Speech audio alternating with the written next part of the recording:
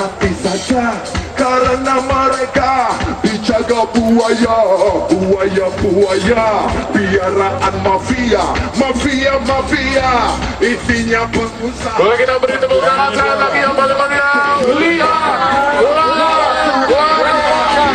Kurang juga untuk direkayasa, hanya buat yang kaya yang jadi korbannya.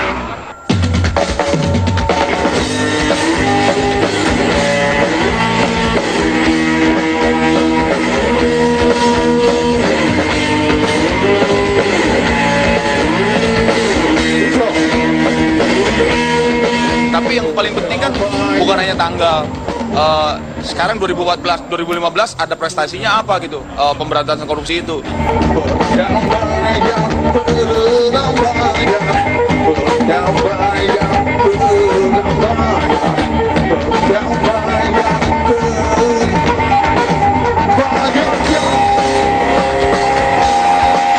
Tapi terang semakin ramai.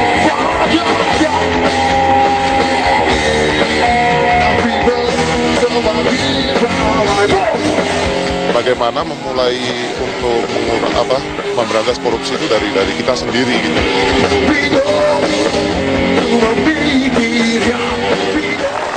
Itu dia konser Jujur Barengan. Dan salah satu penggagas konser Jujur Barengan ini ada di tengah-tengah kita, ada Mas Marzuki Muhammad. Selamat datang Mas Juki. Tepuk tangan dong Mas Juki, Kill the DJ. Halo Mbak. Mas, apa sih yang diharapkan tadi malam? Itu konser gratisan, orang kumpul-kumpul, senang-senang, pakai topeng, atau adakah sesuatu yang lain yang betul-betul real Anda harapkan dari konser? Kita itu kan antitesis dari orang baik gitu. Maksudnya para musisi ini kan tampilannya norak-norak gitu. Kalau dilihat dari baik dan tidak, misalnya sopan atau tidak gitu. Ada yang tatoan, pakai piercing, dandanannya nggak karuan. Tapi kalau dibandingin dengan orang yang sopan, yang pakai peci, yang sudah haji tapi korupsi Al-Quran, bagaimana gitu? Maksudnya kalau ngomong bungkus gitu, maksudnya ya kita memang tidak bisa menilai hanya sekedar dari bungkus. Artinya bikin konser kayak gitu kan capek gitu. Maksudnya capek dari, kalau aku dari... Itu tidak ada yang dibayar Mas, konser semalam itu?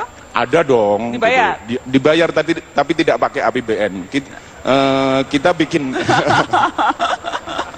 kita bikin konser itu dari Cicak Buaya kalau nggak salah gitu, dari Cicak Buaya dari tahun 2009 sampai saat ini kita selalu bikin acara-acara semacam itu, karena mungkin kalau kita berjuang anti korupsi itu ya yang akan menikmati anak cucu kita, bukan kita sendiri gitu. Sebenarnya bukan hanya konser aja, tapi juga ada banyak kegiatan yang lain. Ada banyak, yang semuanya intinya tujuannya menjadikan gerakan anti korupsi sebagai gaya hidup begitu ya.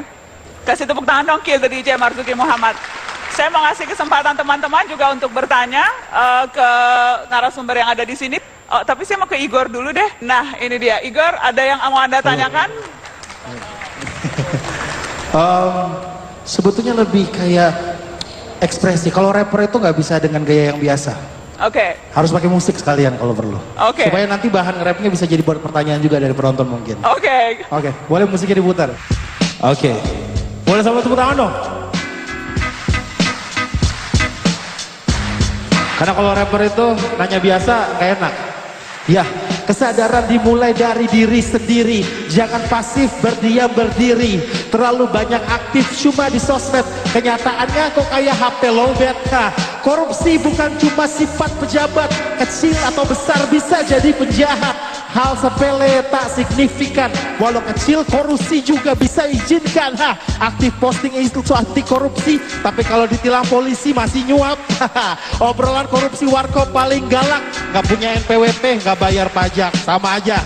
Tanpa korupsi pendidikan bisa gratis, layanan kesehatan juga bisa lebih praktis. Kalau ada korupsi harus disadari, segera aja lapor, jangan ditunggu lagi.